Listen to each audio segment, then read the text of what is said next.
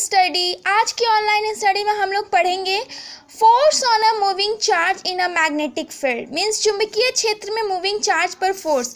आप कह सकते हो कि जब कोई इलेक्ट्रिक चार्ज एक मैग्नेटिक फील्ड में मोशन करता है तो उस पर एक फोर्स लगता है और इस फोर्स को हम लोग मैग्नेटिक फोर्स कहते हैं। इसे लॉरेंज फोर्स भी कहा जाता है। तो यही फोर्स हमें पढ़ना है कि जब किसी मैग्नेटिक फील्ड में हम एक मूविंग चार्ज को रखते हैं तो उस पर जो फोर्स लगता है वो किस डायरेक्शन में लगता है, क्या लगता है, वही चीज़ें हमें देखनी है। तो सब इसमें पहले हम दो केसेस को लेंगे। चलिए हम फर्स्ट केस लेते हैं। मान लीजिए कि ये एक करंट कैरिंग कंडक्टर है, ठीक है, इसमें करंट आई फ्लो हो रही है। अब देखिए जब इसमें करंट आई फ्लो हो रही है तो ये किस डायरेक्शन में फ्लो हो रही है, अपवर्ड डायरेक्शन में फ्लो हो रही है। तो हमें यहाँ इस पॉइंट और इस पॉइंट पर सबसे पहले ये फाइंड करना होगा कि जो मैग्नेटिक फील्ड क्रिएट होंगे वो कैसे होंगे, इनवर्ट्स होंगे, आउटवर्ड होंगे। तो उसके लिए हम लोग क्या करते हैं, राइट हैंड वाला रूल लगा लेते हैं। तो चलिए हम राइट हैंड जब रूल लगाते हैं तो थंब को किस डायरेक्शन में रखते हैं, करंट की डायरेक्शन में। करंट तो यहाँ करंट अपवर्ड है तो हम थंब को कहाँ पे रखेंगे, थंब को अपवर्ड की डायरेक्शन में रखेंगे और फिर क्या करेंगे, इस फोर फिंगर को कर्ल करेंगे। देखिए अगर हम कर्ल करते हैं, अगर हम इस साइड की बात करें तो इस साइड में देखिए अंदर की ओर ये कर्ल, मतलब कि ये फिंगर्स जो क्या हो रही है, अंदर की ओर मूव कर रही है। तो यहाँ पे जो मैग्नेटिक फील्ड क्रिएट होगा ना इस पॉइंट पे, वो कौन सा मैग्नेटिक फील्ड होगा, इन्वर्ट मैग्नेटिक फील्ड। और अगर हम इस पॉइंट की बात करें तो चलिए हम यही काम फिर से इसके लिए देखते हैं कि जो मैग्नेटिक फील्ड क्रिएट हो रही है वो कैसी हो रही है। तो ये करंट की डायरेक्शन में मैंने थंब को रखा, ठीक है, थंब को रख लिया। अब क्या करेंगे, इस फिंगर को कर्ल करेंगे। इस तरीके से कर्ल करिए, यूं कर्ल जब आप करोगे तो इस पॉइंट पे आप देखोगे कि यहाँ पे क्या करिए, जो मैग्नेटिक लाइंस हो रही है वो बाहर निकल रही है। यानी कि मैग्नेटिक लाइंस का बाहर निकलने का मतलब ये शो करता है कि जो मैग्नेटिक फील्ड क्रिएट हो रही है वो आउटवर्ड क्रिएट हो रही है, ठीक है। तो ये तो हमें पता चल गया कि दोनों पॉइंट पे मैग्नेटिक फील्ड कैसी बनी। अब हम एक केस, पहले केस में ये देखेंगे कि अगर इस मैग्नेटिक फील्ड में, ठीक है ना, अगर इस मैग्नेटिक फील्ड में एक चार्ज को हम लाते हैं और वो रेस्ट है, ठीक है, इस बात को ध्यान से सुनिएगा कि अगर इस मैग्नेटिक फील्ड में हम एक चार्ज को लाते हैं, क्यू चार्ज है, और अगर वो रेस्ट है तो इस पे कोई इफेक्ट नहीं पड़ेगा। कोई इफेक्ट नहीं पड़ेगा कि मतलब कि इस रेस्ट चार्ज पर कोई फोर्स नहीं लगेगा, ठीक है। कभी भी रेस्ट चार्ज, किसी मैग्नेटिक फील्ड में रेस्ट चार्ज हो तो उस पर कोई इफेक्ट नहीं पड़ता। लेकिन अब यही केस हम 2 लेंगे, ठीक है, केस 2 लेंगे तो मैंने उसमें भी यही किया हुआ है कि एक करंट कैरिंग कंडक्टर मैंने लिया है और यहाँ पे देखिए इस पॉइंट पे बी मैग्नेटिक फील्ड है और यहाँ क्रॉस दिखाता है कि इनवर्ड है। अब इसमें मैंने एक चार्ज लिया है, लेकिन वो चार्ज कैसा है, मूव करने वाला है, कि ये चार्ज यहाँ से हम मूव कर रहा है, ठीक है। किस वेलोसिटी से मूव कर रहा है, v वेलोसिटी से मूव कर रहा है। तो जब चार्ज मूव करेगा ना तो इस पर एक फोर्स लगेगा, है ना। अब यहीं पे ये चीज़ देखना है कि यहाँ पे फोर्स नहीं लग रहा था क्योंकि रेस्ट है, और लेकिन यहाँ पे क्या, मूविंग चार्ज है, तो इस पर फोर्स लगेगा, ठीक। और यही टॉपिक में मुझे पढ़ना है। लेकिन ये फोर्स कैसे लगे, आप इस फोर्स के कारण देखिए, जब ये चार्ज मूव करता है ना तो स्टार्टिंग में मान लीजिए कि इस मैग्नेटिक फील्ड में v वेलोसिटी से चल रहा है, तो उस फोर्स के कारण क्या होता है कि ये जो चार्ज है ना कभी इधर मूव कर जाएगा, कभी इधर, यानी कि ये चार्ज अब स्ट्रेट नहीं जाएगा, यहाँ से जाते जाते जाते जाते इधर की ओर मूव कर गया, ठीक है। ये ऐसा इसलिए होता है क्योंकि इस पे एक फोर्स लगता है जिसे मैग्नेटिक फोर्स या फिर लॉरेंज फोर्स कहते हैं। ऐसी रीज़न, इस प्रॉब्लम के कारण ये चीज़ें होती है। तो अब हम जानते हैं कि जो इस पे जो फोर्स लगेगा ना, यानी कि मैग्नेटिक फोर्स जो लगेगा, चूंकि ये आपका वेक्टर क्वांटिटी होती है, तो वो क्या होगा, किसके बराबर होगा, क्यू, यानी जो चार्ज पे लग रहा है वो, और v क्रॉस b, दोनों का वेक्टर प्रोडक्ट लेंगे, इतने के बराबर आपका फोर्स लगता है जो कि लॉरेंज फोर्स होता है, इसका फॉर्मूला होता है। यानी कि जो फोर्स लगेगा वो किसके बराबर होगा, इसके बराबर होगा, q और ब्रैकेट में v क्रॉस b और इसका वेक्टर क्वांटिटी, ठीक है। तो ये आपका फोर्स लगा। अब हम आगे देखते हैं कि होता क्या है इसमें। अब अगर मान लीजिए इस क्रॉस प्रोडक्ट को हम रिप्लेस करें, सपोज करिए कि हमने क्या कर दिया, ये आपका v वेलोसिटी से कोई चार्ज मूव कर रहा है और ये इस पे मैग्नेटिक फील्ड b है, और अगर थीटा डिग्री पर है तो हम आप इसको लिख सकते हो, केवल मैग्नीट्यूड के फॉर्म में लिखना पड़ेगा। तो एफएम ये magnitude q v b sine theta, क्योंकि क्रॉस प्रोडक्ट हटाते हो तो ये पता है क्योंकि थीटा हमने ला दिया, और थीटा क्या हो जाएगा, angle between b and v, यानी मैग्नेटिक फील्ड और जो चार्ज पार्टिकल की जो वेलोसिटी है उसके बीच की एंगल होती है। है। तो ये तो हमने फोर्स निकाल लिया, ठीक है, जो चार्ज पार्टिकल पे लग रहा है। अब देखिए हमें देखना है कि जो फोर्स लगेगा वो किस कंडीशन में ज़ीरो होगा, ठीक है। फोर्स किस कंडीशन में ज़ीरो होगा, जब क्यू ज़ीरो, यानी कि क्यू आपका क्या रहेगा, क्यू पे जो चार्ज है बिल्कुल ज़ीरो है, वेलोसिटी ज़ीरो, मतलब कि जो चार्ज है वो रेस्ट है, मूव नहीं कर रहा है, और मैग्नेटिक फील्ड भी क्या है, ज़ीरो है, ठीक है।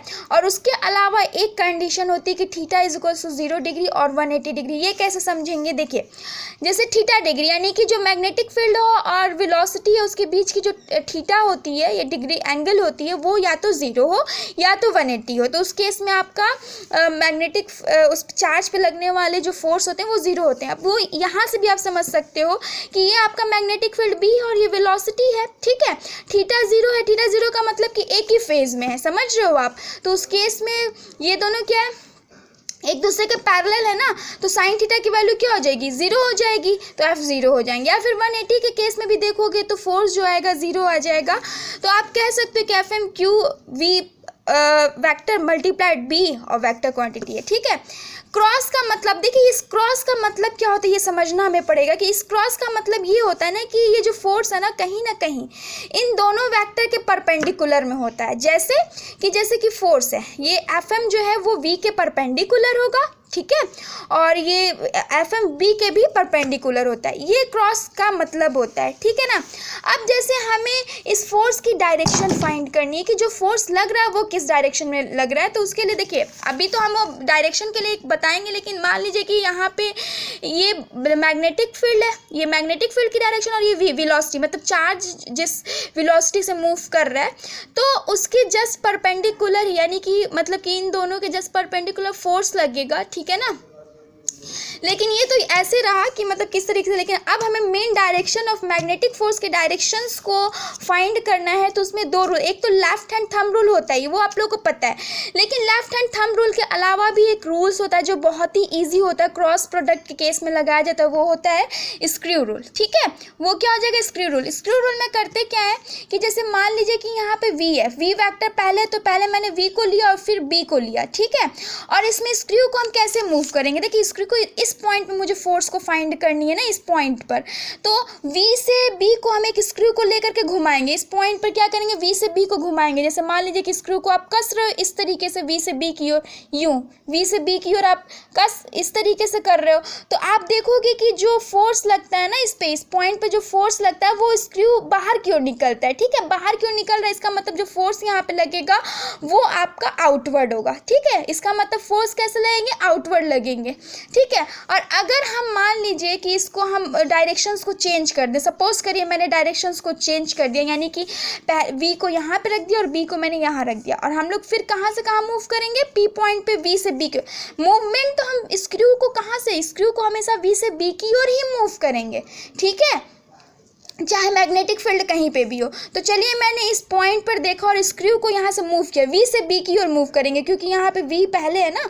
तो वी से हम स्क्रू को मूव करेंगे, कि स्क्रू ले लेंगे और उसको ऐसे मूव करते रहेंगे स्क्रू से। तो देखेंगे उस केस में कि जो स्क्रू यहाँ पे जो फोर्स लगता है वो अंदर की ओर इन्वर्स लगता है, क्योंकि ऐसे ऐसे जब आप करते हो ना तो आपने देखा होगा कि फोर्स के कारण वो टाइट होता रहता है, ठीक है, स्क्रू टाइट होता है, तो जिसके कारण कि फोर्स क्या हो रहा है, इन्वर्स लग रहा है, इन्वर्स लग रहा है तभी तो वो उसको ऐसे कर रहा है। तो ये यहाँ पे जो फोर्स लगेगा इन्वर्स लगेगा। और अगर नहीं आप इस चीज़ को समझ पा रहे हो कि फोर्स कैसा लगेगा, इन्वर्स के आउटवर्ड, और फोर्स की डायरेक्शन क्या होगी, तो आप लेफ्ट हैंड थंब रूल भी अप्लाई कर सकते हैं। तो इसके लिए देखिए हमने यहाँ पे left hand thumb rule apply करने के लिए एक एग्जांपल्स मैं दिखा सकती हूँ कि मान लीजिए ये देखिए यहाँ पे ये बी मैग्नेटिक फील्ड है, ठीक है, मान लीजिए मैग्नेटिक फील्ड की डायरेक्शन और ये वेलोसिटी है, ठीक है। तो अगर आप left hand thumb rule apply करते हो तो कैसे करते हो कि मतलब कि अपने फोर फिंगर और मिडिल फिंगर और ये थंब को इस तरीके से अरेंज करते हो कि तीनों म्यूचुअली परपेंडिकुलर हो, ये आप जानते हो। तो चलिए वो चीज़ करिए आप। देखिए मान लीजिए कि ये आपका क्या हो गया, ये आपका मैग्नेटिक फील्ड की डायरेक्शन है और ये जो फिंगर है वो उसको आप इधर रखोगे ना, क्योंकि वेलोसिटी जो क्यू पार्टिकल है वो वी वेलोसिटी से इधर क्यों मूव कर रही है। तो चलिए मैंने किया और क्यू पार्टिकल्स इधर है, तो आप देख रहे हो जो थंब है कहाँ, थंब ऊपर की डायरेक्शन में ना, अपवर्ड डायरेक्शंस में है ना, तो थंब की कहाँ चला जाएगा, ऊपर, यानी कि इधर की डायरेक्शन में फोर्स लग रहा है, ठीक है।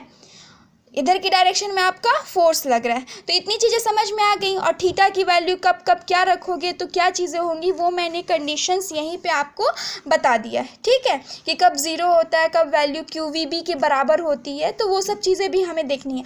अब अगर फोर्स को हमें मान लीजिए QVB के बराबर लेना है, सपोज करिए फोर्स को हमें QVB के बराबर लेना है, तो उस केस में V और B के बीच 90 डिग्री का एंगल, अगर मान लीजिए B और V के बीच में 90 डिग्री का एंगल होता है तो जो फोर्स होता है QVB के बराबर आता है, तो वो उसको आप फाइंड कर लीजिएगा। तो ये तो था कि एक किस तरीके से हम लोग मैग्नेटिक फील्ड में एक मूविंग चार्ज पे फोर्स जो अप्लाई होता है वो क्या होता है और उसकी डायरेक्शन, ये मैंने बताई। तब तक के लिए थैंक यू।